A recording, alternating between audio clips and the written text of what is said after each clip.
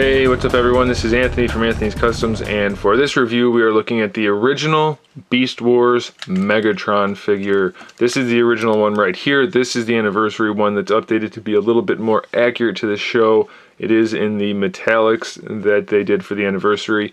And if you are paying attention, you might notice that they aren't really all that different. They both have green shading on their back. They're both purple. Only real difference so far is that one has yellow, one has pink on the chest. Otherwise, it doesn't really seem like there's much need for the updated version. But let me get them transformed and you'll see the difference in a much bigger way. Before we do that though, let's look at him. He's almost exactly 12 inches long from head to tail. He's about 7 inches to the top of his head, 6 to his back, and across the chest, hips, whatever, 3.5 inches. So pretty good size. This was, like I said, for Optimus. I believe it was called the Ultra class, which would put him in between what is now a Voyager and a Leader class figure. So let me get him transformed. I'm going to do it on screen and hope that I get it done. He does have a squirt feature for his head. I don't remember how it squirts. You pull back on it. Yeah, so he can squirt water out of his mouth if you want him to. I don't personally care for that kind of stuff, but it is nice that they included it. So we're going to go ahead and transform him if I can remember how. That should pop open. Maybe I have to pull the tail out first. I don't know. It's been ages, literally ages, since I've transformed this guy. No, I think it should just open. That's right, I remember this being tight on this guy. Okay, so now, this guy's actually fairly complex compared to Optimus. I mean, it's not really a complex transformation, but some of the things don't fit together quite as nicely as on Optimus. It's a little trickier to get it done. Oh yeah, this is such a nice figure. I love these original Beast Wars figures. So show accurate. Even the ones that weren't show accurate were close enough that it felt like they were show accurate. Can't beat it. Especially for the time they came out. They were really the cat's pajamas, the bee's knees, the meat and taters. That's not a saying. Not for that anyway. Okay, so here he is in his robot mode. We'll get that guy done in a second. Quite show accurate. Lots of paint going on. There's his face, looks just like Megatron, has the little Decepticon logo on his forehead. Really nice. He's got the tail on this arm. Unfortunately, it doesn't come off like in the show to give him his fist. This always stayed the dinosaur in the show.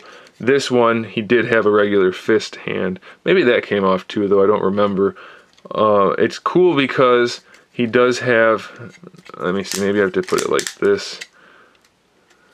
I don't remember. It has a pinching function, so maybe it goes like that. I don't know, let's see. Yeah, so it kind of works, which is cool, but I would have preferred it just came off and he had a fist. That does peg in better back there. It's still a cool figure that he has that, and then this is just the T-Rex head. That is spring-loaded, I didn't point that out, and that will make the squirt gun work. So that's kind of cool that it does that. But again, no fist. So that's a little disappointing. He does have his hip-mounted blasters. They're a little big and bulky, but these do fire the missiles.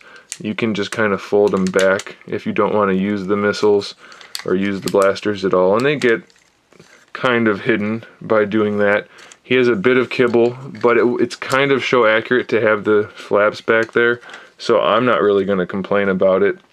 As far as articulation goes, the head can move around in a pretty good up and down, side to side. It can get a little cumbersome in there, but it works all right.